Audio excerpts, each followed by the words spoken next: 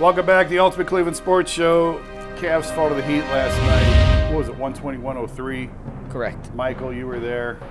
Michael. Thoughts? Hey, Michael's a wild. Michael is Thing to call insane. me at 10:22 in the morning. Hey, flag on the play. Flag on the play. Yeah, listen. What? My dad and brother are in town. I don't even know if they call me Michael. Like, that's What do they call you? Just Mike? Mike, yeah. Does anybody call you Mikey besides us? My mom every once in a while. Mom once in a while. But that's it. But the Cavs last night, so Kenny called them out after the win on Tuesday for their lack of defensive intensity. So they had to play defense better moving forward unless they're going to have a short stint. We talked about that on the show yesterday.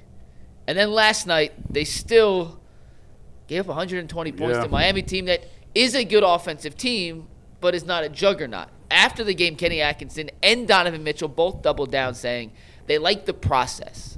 They didn't like the results, but they liked the defensive process that led them there. And the whole idea was, Jason, we're going to collapse on Bam Adebayo and force the other guys to beat them. And if you roll this clip here, our guy Jackson Flickinger over at Fear the Sword pulled this together. You can see numerous examples of overhelping where they end up getting burned. I understand the philosophy, the idea, as Jason covers one eye to literally look at the screen because he does not have a second contact. I understand the premise of wanting to get the ball out of Bam's hands just 2 weeks after he scored 83 points, let guys like Davion Mitchell and Khalil Ware and Jaime Jaquez Jr. and those guys beat you. But at some point, I feel like you have to make an adjustment when the other guys start off the game as hot from beyond the arc as they did, and the Cavs didn't do that in this one. Yeah. Plus, you can't kill them 2 nights in a row. Like, if you're going to come out and set them on fire, as Kenny did after the Orlando game, it's hard to come back and burn them again the second time. So I understand why he backed off a little bit. But, listen, with some of these guys, I hear what you're saying, but also, like, you come up with the philosophy and who do you want to beat you, Bam or some of these other guys. If they're making shots that night, well, that's the NBA. You're gonna live and die with the other guys making shots.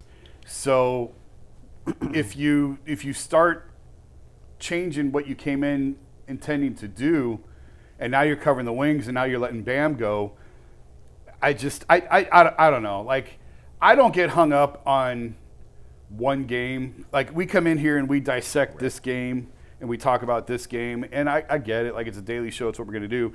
But I would tend to look at things more in 10 and 20 game blocks of, like, what did you accomplish? Are you trending in the right direction? Rather than focus on every specific single aspect of every game. Who's out of position in that clip? Tyrese Proctor. Well, I can't see. Right. Well, we'll tell you. It was Tyrese Proctor. Like, I saw figures moving around on the court. Right. This is Proctor. Yeah. There's a couple plays where it was Donovan. When the Cavs have their guys, Tyrese Proctor doesn't Proctor's play. not going to be playing. Yeah, that's what I'm saying. Look. Miami had just gotten embarrassed on national TV on Monday night. They needed this. They'd been reeling. They needed this game. The Cavs got drugged to the finish by Orlando. You can make excuses, and they are. I'm not judging this team for 4 more weeks, right? Till they have everybody. And if they don't have everybody, if they don't get their stops, if Tyrese Proctor has to play in late April and early May, it's going to be they're in trouble, right? But, like, last night was set up as a loss, and they didn't get off the bus. They didn't play until the third quarter. They got beat. Yeah, bad. Yeah. I told somebody yesterday morning before the game that I was looking at this game and said, this might be tough for the Cavaliers to get a win. They coming off a slug out with the Orlando Magic the night before, and regardless of where the Heat are in the standings, that is still an Eric Spoelstra coach team, and this is a basketball team that every year their identity is different. I heard on the broadcast last night they're like number 1 in pace of play. And the Miami Heat is never like in the top 15 or 20. Right. And so they hit you with something different every year. Then you got to add on to the fact that Dean Wade rolled his ankle, in pregame. So I don't know if Kenny came into the game that night with that game plan of collapsing on Bam, or if he had to make an adjustment after Dean Wade got hurt before even tip-off. But then even still, so when you look at this singular game, I would ask a hypothetical of, okay, why do you feel the need to collapse on Bam if you have Evan Mobley, right? Bam shouldn't be able to get his money off on Evan Mobley one-on-one like that. That's just like how I see it. I am with Mike on the point of, and I get you, Jason, you can't just go around readjusting what you do, but in-game adjustments is a real thing. and they was lighting us up from behind the arc, and they just kept doing it, and it just didn't seem like the Cavs wanted to change their approach to their defensive philosophy last night. And so I ain't gonna really, beat them over the head too bad. It's one game. At the end of the day, when we get late April, early May, will we even be talking about that Heat game? No. Nope. So you want to see the bounce back from that, right? Yeah. Because it was a scheduled loss. And You it better was not a lose flat Friday. performance. Yeah, it was very flat. So Yeah, you want to so- see him respond. Yeah, they'll have a day off. Both teams stay in town, obviously, and rematch on Friday. Yeah. More importantly than the defense last night, the offense was bad. And it was partially tired legs. Like they all talked about, second night of a back-to-back. It was an 8 p.m. tip-off in the first leg, but they started the game and were outscored by Miami by 30 points from beyond the arc in the first half. You know how hard it is to come back in a game when you lose the three-point shooting battle by 30 points in a half? They came back. They did tie it. Donovan and Sam went nuclear in the third quarter. They each hit 3 threes in the quarter. As a team, they hit 12 threes in the entire game, so they hit half of their threes between those two players in the third quarter, and then they just fizzled out down the stretch. I saw people after the game complaining about this, about that, saying Mobley, and then if you want to take Mobley's game stats, oh, now all of a sudden you give him some hype and he disappears. What's funny is exactly how Cleveland wanted to guard Bam and force him to kick out to other players.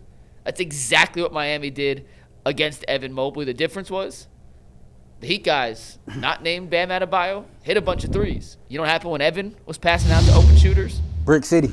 Clank, clank, and clank. So pick what you want with these guys. Last night was not an Evan Mobley issue, even though it took 8 shots. Miami's entire defensive strategy was when he catches it, we're collapsing, make him kick. And I did think he was late on a couple passes against the zone, but Miami's a scrappy team. Spoelstra's a hell of a coach. And overall, it's a one-off loss, and they're 14-5 with James Harden. Yeah, this is the team that we did a topic a few weeks back. Could they get to the 2 seed? And I said yes. I thought that they would. Well, they're not going to. No. They're pretty well settled into as the 4 seed now. I think Detroit's pretty comfortable as the 1. I think that's going to be obviously the second round matchup more than likely at this point is Cavs and Pistons against old friend JB Bickerstaff.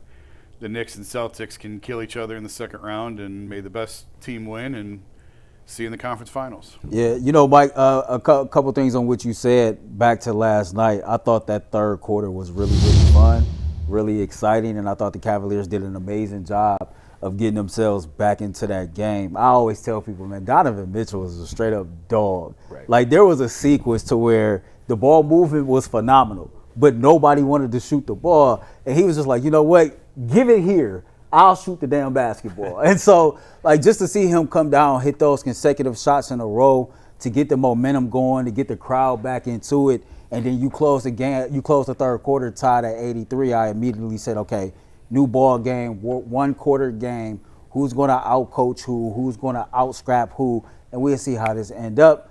We took the L, get the night off, come back, handle our business on Friday. Jared Allen potentially back Friday. Yeah. Hope so.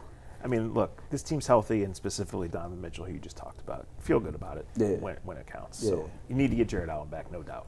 Facts. And keep everyone in bubble wrap until for another about, 2 weeks? And I know 2-3 some people weeks. hate this discussion, and I get it, because you still got to win when it matters. But isn't the 4 seed exactly where they want to be? Yes. Yep. How the season's gone? Yes. Right? So it's exactly where you want to be. You're headed there.